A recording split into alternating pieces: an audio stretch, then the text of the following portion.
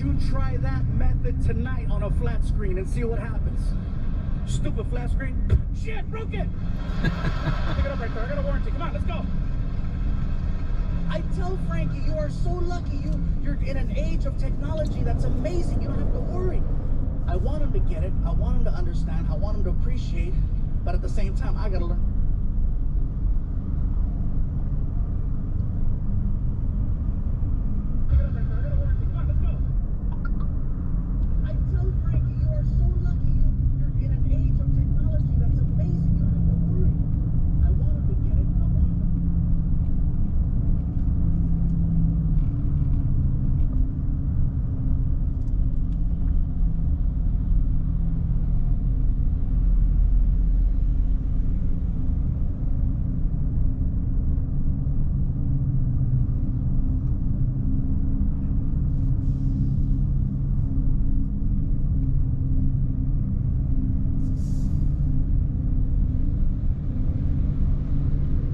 Time I gotta learn to freaking check myself.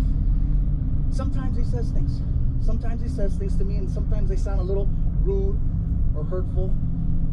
For example, every Monday when I go home, every Monday night I go home, and I always take my family out.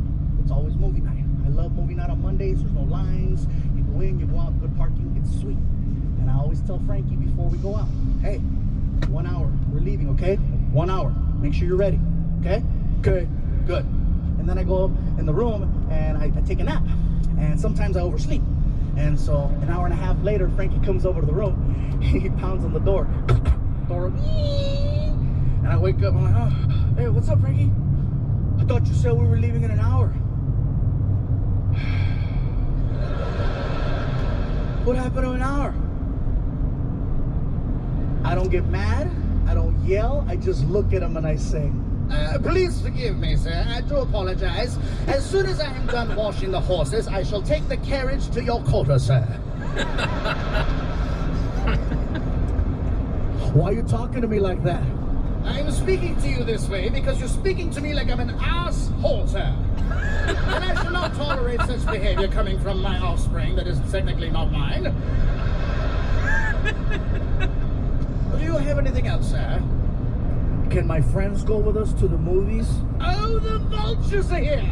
Oh, they're here to pick at the fruit of my labor. Absolutely, Frankie. Is there anything else?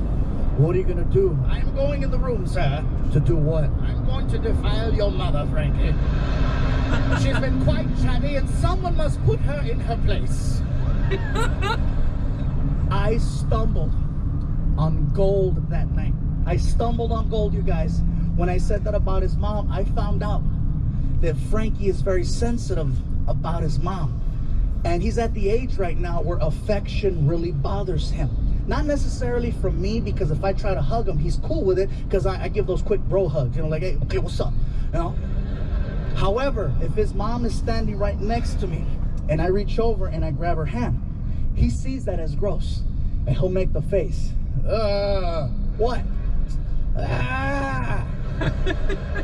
The hand? That's gross, Dad. I go, that's not gross, Frankie. That's not gross. Baby, open your mouth.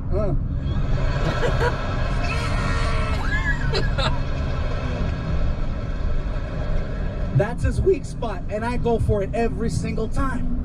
One day I was ironing one of my shirts that I was gonna put on, right? I'm ironing the shirt and I'm talking to him about his grades. As I'm talking to him about his grades, there's a car driving in front of the house, and the stereo was really loud, and you could feel the bass. So I started dancing. Oh yeah. Frankie starts laughing, right? And it felt good. I was making my son laugh. But then he starts pointing. He starts pointing. Why are you pointing? Because you're fat. Your fat's going everywhere. Your fat's going everywhere. I go, really? My fat's going everywhere? Well, guess what? This fat makes your mom horny.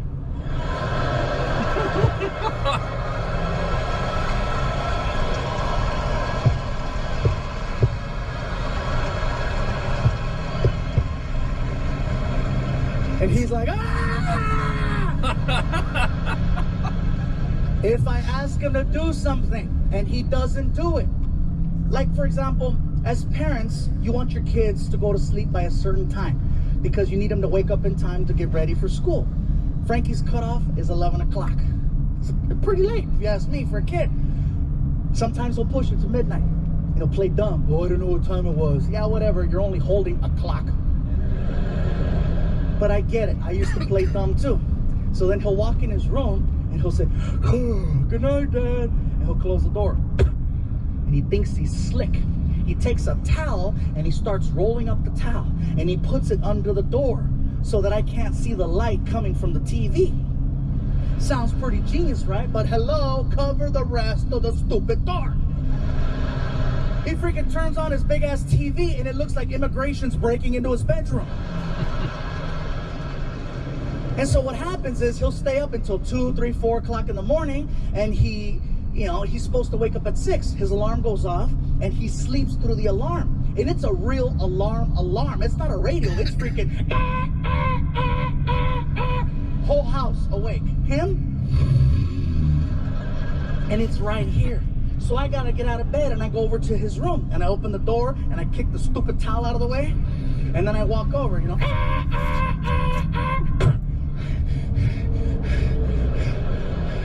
I yell, Frankie! Frankie! Nothing. So I shake him. Frankie, wake up! You know what happens when I shake my son in the morning? It makes him eat in his sleep. That's what happens. I shake him and he does this. Nom, nom, nom, nom.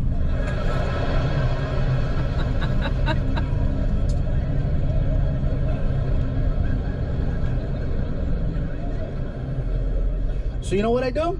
I get on top of the bed and I slowly lay on top of him. And I apply my full weight, bro. All of it.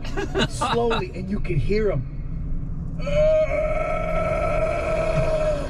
Oh, God. Oh, God. You're too big. You're too big. And then I whisper in his ear, that's what your mom said.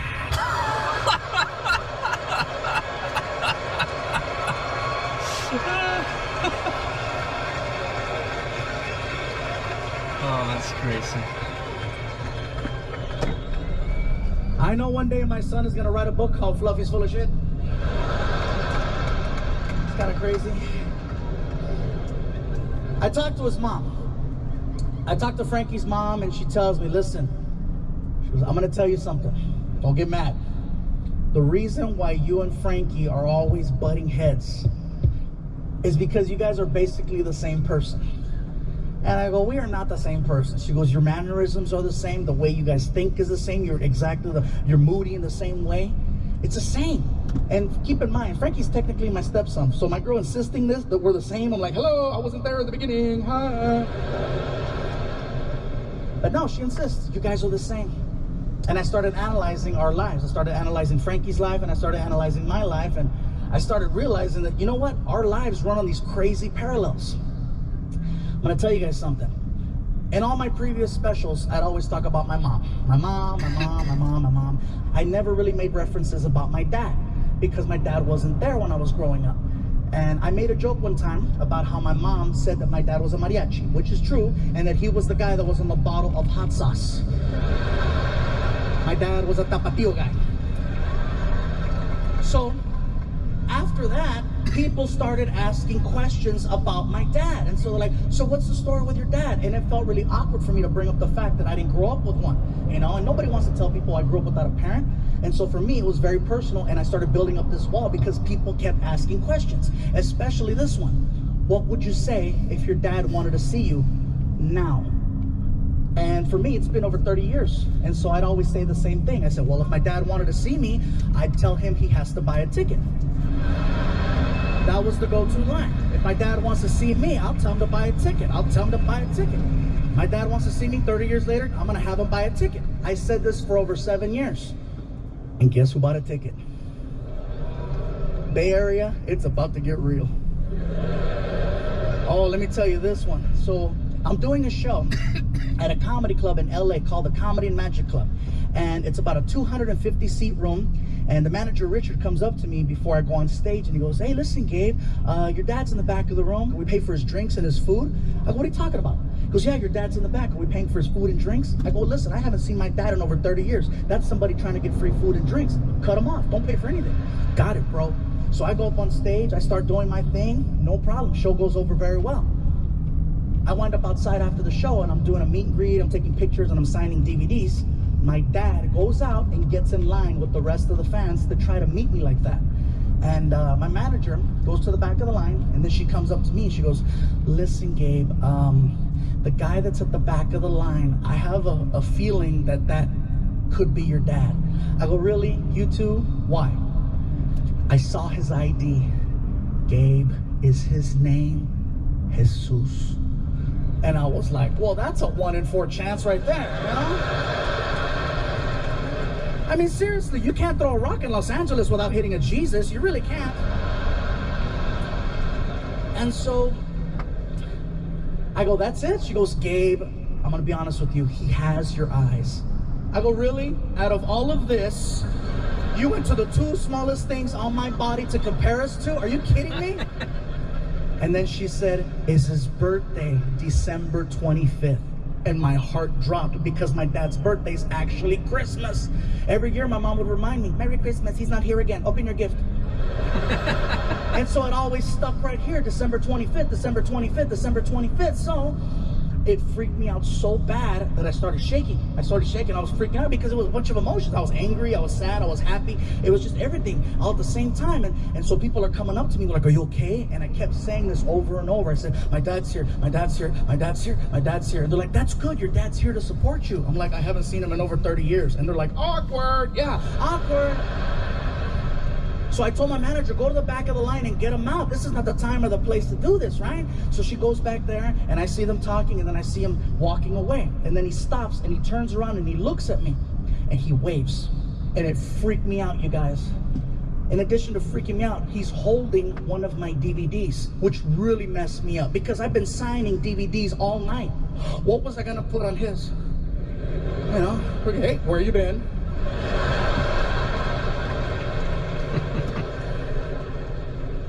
So she gets his info, gives it to me. I give the info to my girlfriend, right? And I finish the meet and greet. We get in the car, we go back home. I'm not saying anything. I'm shaking, I'm sweating. And my girl goes, you okay? I said, listen, you know what? I've been playing the scenario in my head for over 30 years. What would I do if he ever showed up? And I says, I thought I was prepared to handle this, and I'm not. I'm freaking out. And she goes, baby, listen, how about we sleep on it and we'll figure this out together tomorrow. Just sleep on it, try to relax. And I'm like, that's a good idea. So we get in bed. She knocks out and I'm just, I can't sleep. And 3 o'clock in the morning rolls around and I said, I can't take it anymore. So I wake up my girl, I said, baby, get up. What is it? I go, listen, call him. Right now? I go, yes. It's 3 o'clock in the morning. That's disrespectful. I'm like, hello, who waited 30 years? Fine. So she gets on the phone and she calls my dad. And he answered on the first ring. And I could hear him talking. And I was going back and forth. And then she hangs up the phone and she says, listen, baby, your dad wants me to let you know that he doesn't want any money. He doesn't want any money. He doesn't want anything from you but 10 minutes of your time so he can ask you a couple of questions and hopefully answer some questions. Me personally, I think you need closure because you're messed up. My girl keeps it real. So I said, listen, call him back. Let him know that I want to see him today at the comedy club where we met. She goes, fine. So she calls him back. She hangs up the phone. She goes, okay, baby, I confirmed it. 7 o'clock at the comedy club. Can we get some sleep now? And I go, listen, I got to do something. She goes, what? And I get out of bed and I walk over to the living room. And in the living room, I have a giant mirror.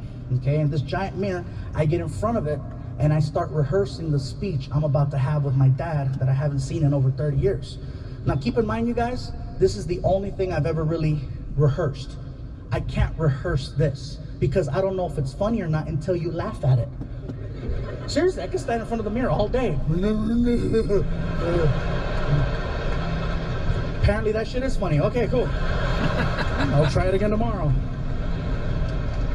So I'm in front of the mirror. I'm very emotional and my whole chest is bright red because I'm doing the stupid emotional macho thing. I'm standing there and I'm doing this. Who do you think you are? Who do you think you are? And my girlfriend grabs me. She grabs me, goes, baby, calm down. And I snapped on her. I said, listen, this is the only way I know how to handle this, okay? Just give me a little bit of space. I promise you tomorrow I'll be a better person, but this is the only way I know how to deal with this. Please understand. And she was like, I get it. No worries. I'm in the room. if you need me. And so she goes in the room, and I keep freaking yelling, emotional, screaming. And later on, she told me that I guess I was being really loud with the screaming and the hitting. And I woke up Frankie. And she says that Frankie came in the living room and he hears freaking yelling and hits and pops. And so he got scared. And he sees me standing there in front of the mirror, and I'm hitting myself. And he freaked out. He was like, I better take out the trash.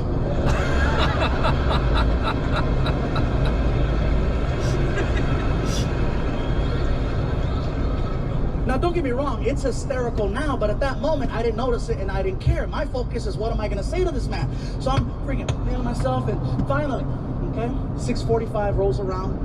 My girl and I get in the car, and we head over to the comedy club.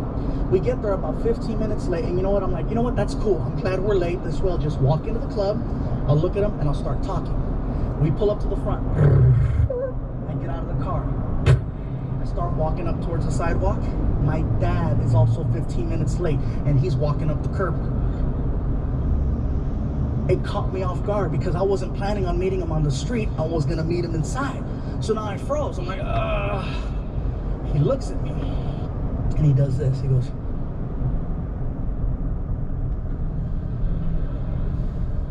and for me, I'm like, you know what? No, you can't do this. You can't show up after 30 years and expect to hug me. In my head, I'm like, do I hug him or do I hit him? And if my girl wouldn't have been there, I'd have laid his ass out. You don't do that to a kid. And seriously, you guys, you can't. And you can't just show up.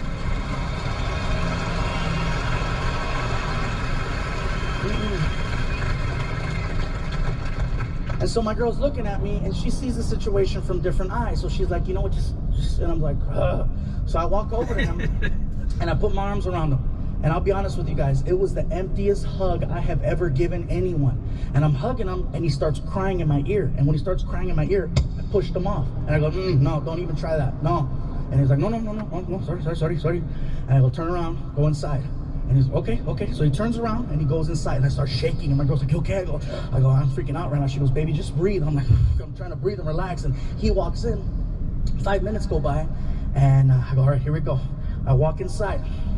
I see him sitting down, and I walk right up to him, and I go, who do you think you are?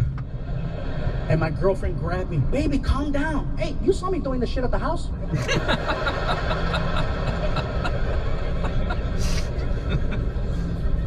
And I started laying into my dad. I started asking all the questions. You know, why? Where were you? What happened? Did you even try? What was going on in your life that was so important? And what really bothered me was the fact that he had a solid answer for every single question I hit him with, because I compared him to notes from my mom and my sisters. And more than anything, I just wanted to vent.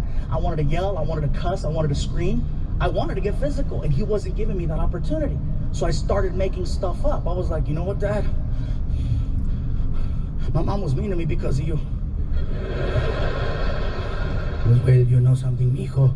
Your mother had to do whatever she had to do to raise you right. Look how good you turned out.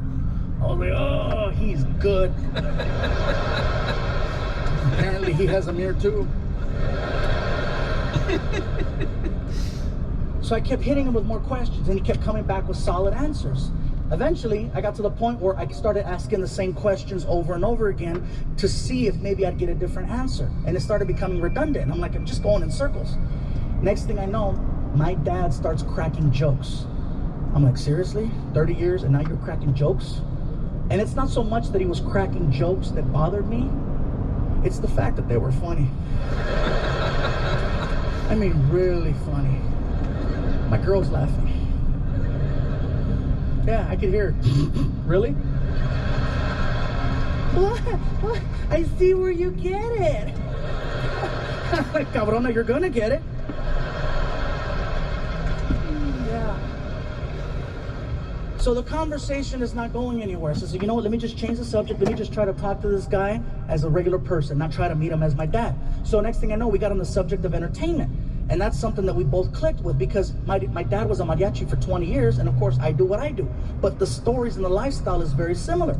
You know, we shared a lot of stories about being at train stations, bus stations, you know, the airports, being the shuttle vans, being in this city, this country, that country, coming home to a family that missed you, or coming home to a family that only wanted to see the check. Next thing I know, we started laughing. He high-fived me, and then I told him, I says, you know what, I gotta be honest with you. I said, I tried to hate you. I really did. I go, but I understand what happened, and I just want to let you know that I'm very grateful that you're here, and I'm sorry that I was the way that I was.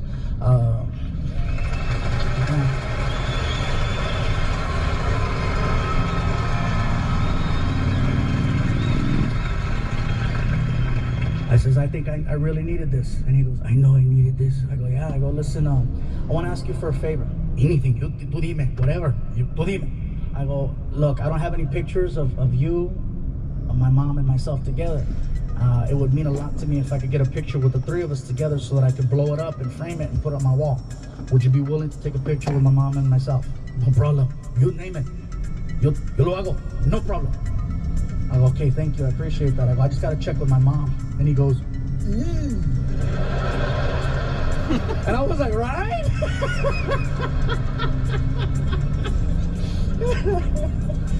So I gave him a real hug. I got his direct info, and you know, he told me he was going back to Mexico for 8 months, and he was going to come back. And he told me I had 2 sisters that I didn't know about, and I couldn't take it. My girl and I, we get in the car and we go to my mom's house. We get to the front, and my mom hears.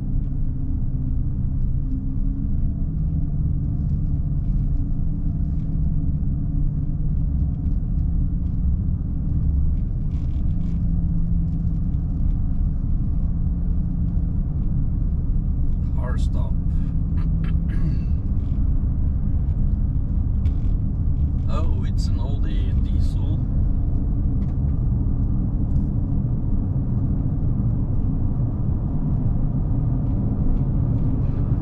Oi.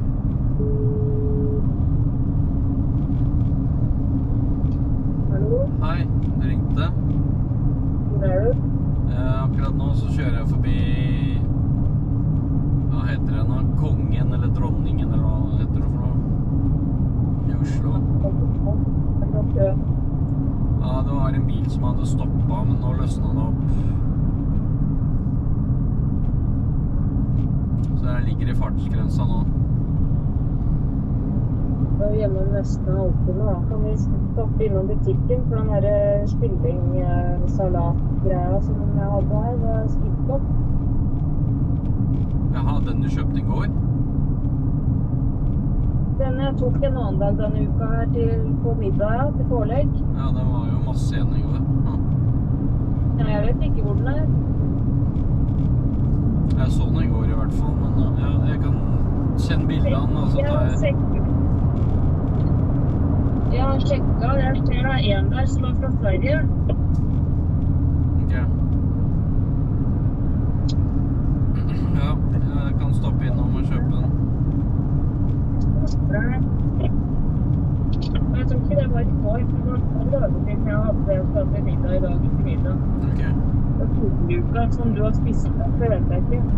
Den er i hvert fall ikke kjøleskapet. Jeg skal ha til middag i dag. Ja. Ja, da stopper jeg innom butikken da. Ja, det.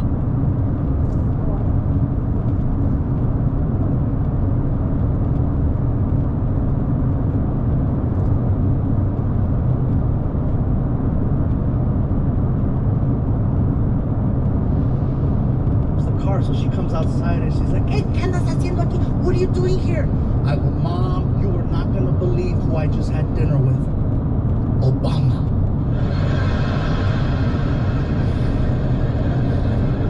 I go, no, Ma, this is actually bigger than Obama, if you can believe this. I said, let's go inside the house. This is a good one, a really good one. Chisme, dime. So she goes inside. I follow her. My girl's behind me. Close the door. I go, Mom, listen. I says, I need you to sit down because what I got to tell you is a big deal. Mijo, don't tell me to sit down in my own house. This is mi casa. Tú no me digas que me siente. I go, Mom, trust me. You want to sit down. Ni tú dime. What? Who did you have dinner with? Who? I had dinner with my dad, and she got all Telemundo. Ay, Dios mío. Ay, Dios. Me lo va a quitar. And I hugged her, and she's being like an octopus. No, déjame. And I'm trying to grab her, and I'm looking at my girl, baby, help me. She's like, that's your mom. This is you. I finally get my mom to sit down, and she keeps saying the same thing over and over. El dinero, the money. Oh, he wants the money, he wants the money. El cabrón has cable now, he quiere dinero. When she finally calmed down, the first thing she says to me is, who looks better? Are you serious, Mom? You're 11 years older than him and you want to know who looks better? I'm just asking. You look better. You're such a liar. Why are you asking me? ¿Qué quiere? What does he want? ¿Quiere dinero? ¿Qué quieres que le compre carro? You want to buy your car? What? I go, Mom, listen.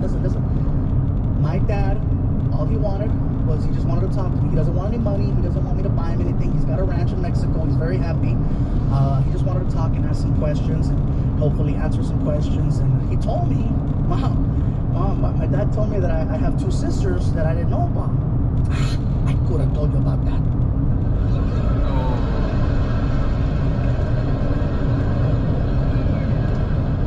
You knew I had 2 sisters and you didn't tell me? Mijo, you don't like the ones you have now. ¿Para qué chingados te voy a mandar burden you con otras 2 cabrones que no le vas a hablar ni mandar email?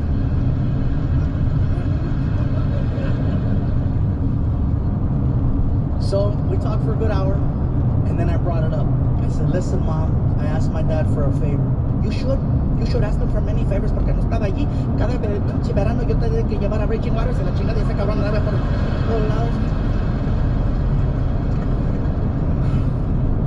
I go, look, Mom, I'm going to ask you for the same favor. ¿Por qué? Why?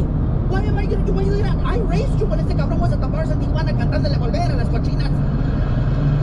Why are you... I go, Mom, listen, it's an easy favor, but it's a hard one, okay? I don't have any pictures of you, my dad, and me together. Because he wasn't there, Mom. I know he wasn't there, but you know what? He's here now, and he's not that bad. It would mean a lot to me if I could take a picture with the 2 of you and myself so that I could frame it and put it on my wall. Why?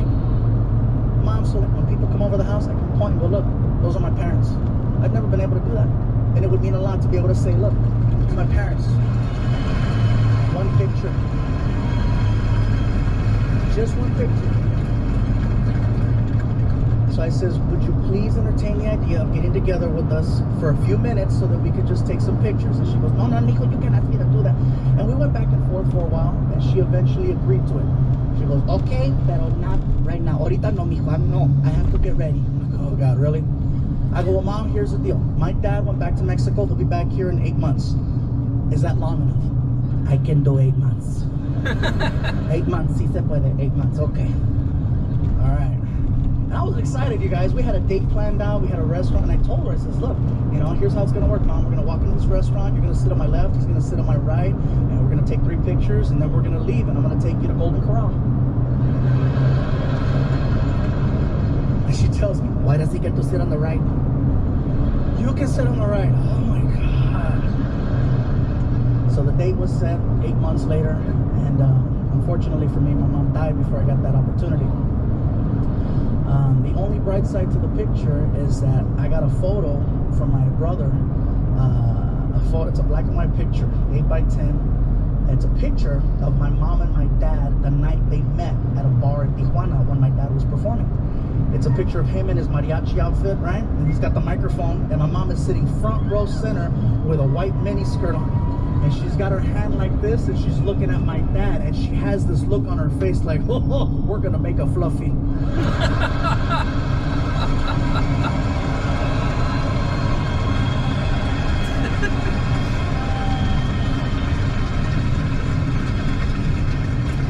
I never framed it.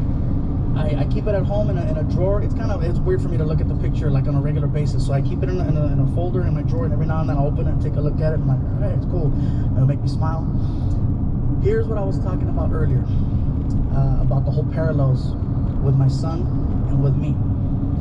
As this whole situation's going on where my dad comes back into my life, Frankie's dad comes back into his life at the exact same time. And for me, you guys, this was way more upsetting than the whole situation with my dad. This guy emails me, right? He had my email address. And of course, now he decides to use it. And I recognized the name as soon as I saw it. And then I opened up the email, and right away, I want to thank you for raising Frankie. I want to thank you for being there for Frankie. I want to be involved in Frankie's life. I want to take him to sports. I want to get involved. I want to be there for him financially. And I'm getting pissed. I'm getting pissed. I'm screaming again. I'm like, really? Now you want to get involved? Now you want to be a part of this? After all the love and time and energy I put into a kid that wasn't even mine? Are you shitting me? I just got him to take out the trash. I started yelling at the screen more, and my girl hears me. She comes and she goes, what's going on? Relax. I go, look at the screen. Look at the screen. What? Relax. Look at the screen. Calm down. So she starts reading, and as soon as she starts reading, she starts, oh, this asshole is gonna ruin her. And now I gotta be her rock. So I stand up and I'm like, no, it's okay. Shit. Frankie hears his mom getting hysterical, and then he walks into the office and he's like, who died? Who died? I go, no, Frankie, nobody died. Get in here. Why is my mom crying? I'm going to tell you why your mom's crying. Have a seat. I'm in trouble, huh? Frankie, you're not in trouble. I didn't do it. Whatever it is, you did it. Sit down. So he sits down. I got these office chairs with the little wheels, right? And so I sit down. He sits in front of me, and I sit his mom down next to me, and I grab his chair and I pull it right up to and his knees are pretty much touching mine, and he's right here. And I go, listen, Frankie, what I got to tell you is probably the hardest thing I've ever had to say to you. Your dad, your dad, your dad wants to see you. And he looks at me and he goes, I'm right here. Oh.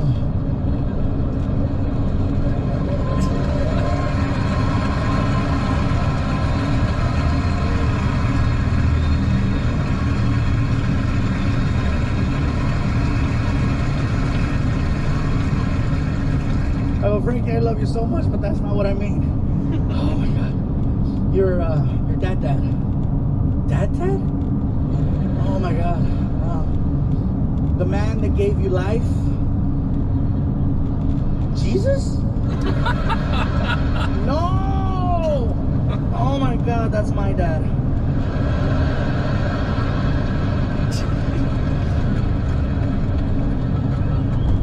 Your biological father, Frankie, your dad, your mom's ex-boyfriend, your father, your dad, Randy. And he went from having this look of confusion to like a straight up despaired look. He just looks at the ground and he starts mumbling. And as soon as he finished mumbling, he starts telling me his memory, his last memory of his dad. And I'll be honest with you guys, it's one thing to hear a messed up story involving a kid seeing something he shouldn't have seen from an adult. It's another when you hear it from the kid themselves. And so for me, I'm just like, oh my God, why am I putting him through this? And so he starts telling me, and my girl's just bawling, and I'm getting choked up. And I go, look, Frankie, whatever you want to do, okay? I go, we support it. If you want to see your dad, your mom and I will make it happen. If you don't want to see him, you don't have to see him. But you're old enough now, and it has to come from you. So you let us know whenever you're ready, and we'll make it happen. Either way. What do you think I should do? Frankie, I wish I could tell you. I wish I could tell you, honestly. But you saw what I just went through. You were yelling at the mirror. I know I was yelling at the mirror. I know. What did you do? Well, Frankie, in my case, it was different because my dad waited 30 years, and so I had to wait 30 years. And fortunately for me, I was more mature, and I was able to handle it a little bit better. Plus, your mom was there to keep me in check, so I didn't do anything stupid. But 30 years, it actually worked out pretty good, and now we have an actual, we're gonna go back and forth and start talking. So 30 years worked out for me. And then he looks at the ground, and it felt like it took forever. And I wanted to ask him if he was okay, but I didn't want to accidentally trigger another memory and put him through that same thing again. So I'm just waiting, and his mom's waiting, we're just waiting. And then he looks at me and he goes, you know what? I'm gonna wait 30 years too. Oh my God. I got so choked up, I started crying, and then he puts his hand on my shoulder and I started bawling. And then he hugs me and I'm like, oh my God, and we're hugging and I'm crying, and his mom's crying, and then she looks at me. Now what are you gonna do? Now what are you gonna do? What do you think I'm gonna do? I'm gonna get him an iPhone.